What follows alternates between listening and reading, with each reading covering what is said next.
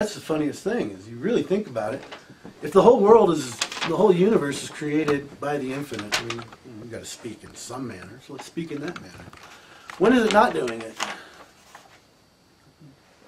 mean, you figure the moment that what's holding everything together stops doing it, everything flies apart.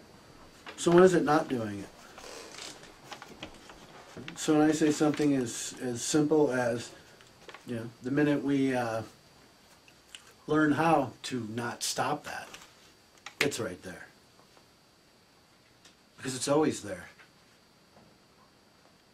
We're not. See? We have an ability to move away from the point of contact. Right? I mean, I used to say this when I was young to people. It was an idea I had.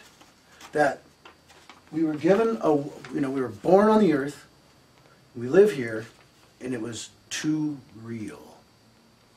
So we represented that reality, toned it down. Then that became too real. And then we represented that reality and toned it down. So now we are so far away from our point of contact because we're at, ad infinitum levels of representation. Right? And all that is the distance between us and our point of contact. Right? All the representing we do. See? And to me, Don Juan, I think, said it best.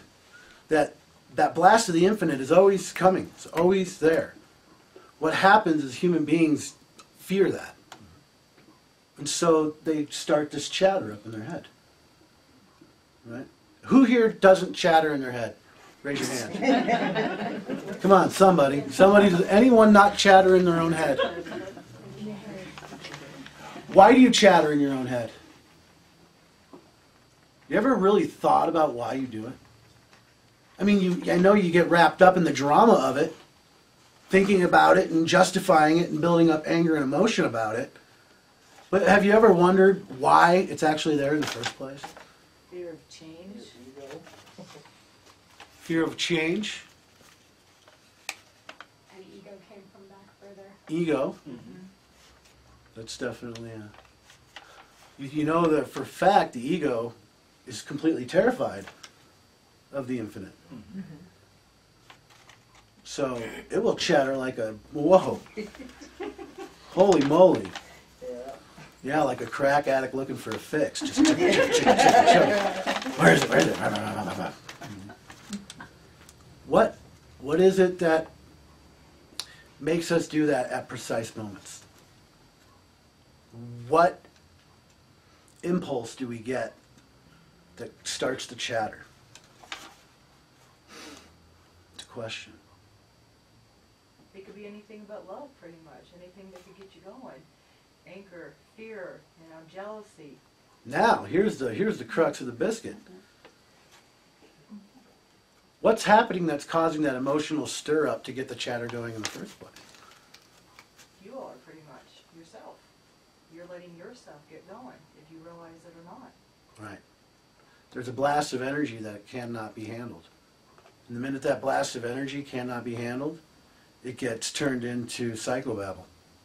It's basically a way of taking that which is divine and infinite within yourself that you can't handle and turning it into rubbish that you can, which is just a chattering head.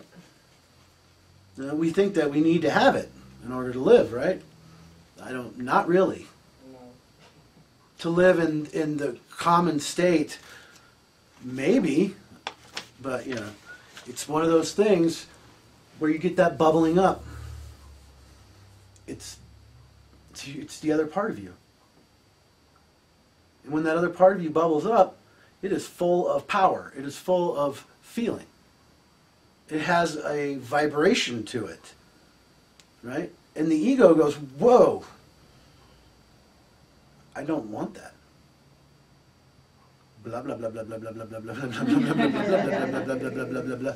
Right? And what it does is really, it takes the attention from the being that noticed this change, right? And then now it's completely funneling through the ego.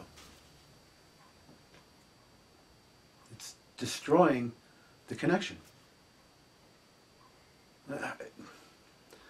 People want to feel good. I understand that.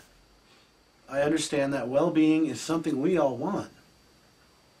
But there's a whole lot of stuff that's got to go on first before any of us get to really experience what true well-being is. Because we're buried in those layers of representation. We have reinforced those throughout our lives. So sometimes the blast from that infinite comes as sheer terror, pain, real pain, not a headache, heart just bleeding. Sometimes that's what it is. And to me, those are the most profound moments. Even more so than the profound bliss is that profound state we have to reach before we can actually call it our own, which is acceptance, really. Right? Because there is stuff in there, inside of everyone, that really, they don't want to look at. They don't. And there's nothing wrong with not wanting to, but what do you do when the universe demands that you do? That, for people at that point, you know, I've been there, I know what that's like. You know, it's, you can no longer ignore that nudging. What? No. I'm going here, I'm going there, I'm going to fly here, I'm going to fly there, I'm going to go to this, I'm going to go to that. You stay away. But eventually that nudging hits you. There you are, feeling something you'd rather not, but you know that it's really yours to feel.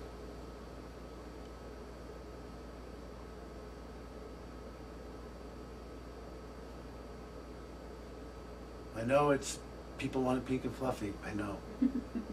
It's not. And the sooner people get over that, the quicker they get that contact back. Because there is no amount of anything in making contact with the universe at large, if you will, with your higher state of being, your real being. You make contact with that, you know, if it's a battle first, great. The joy comes in the reprieves, in between the battles. Right? I don't cherish one over the other. I cherish what's there. What's happening. That's what's important. To run is to chatter. You'll always know when you're resisting. La, la, la, la, la, la. I don't want to hear it, I don't want to hear it, I'm going to listen to myself instead. Da, da, da, da, this person, this situation, that situation, my car, my job, dab, dab, dab, dab. Right? And just funneling all of this energy through chatter. And when it becomes really intense, it starts hitting other people, hitting other objects, and it creates quite a mess.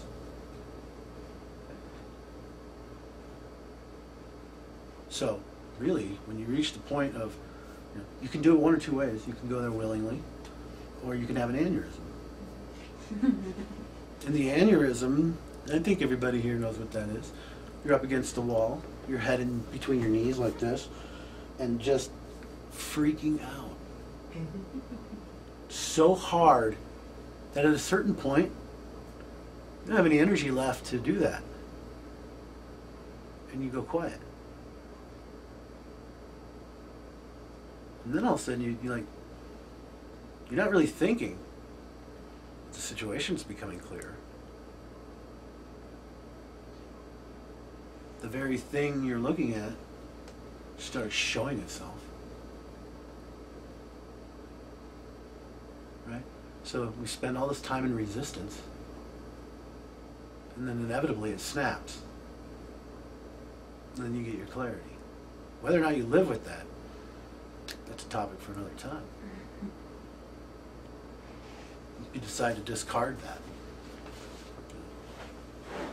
Right? If you feel that connection and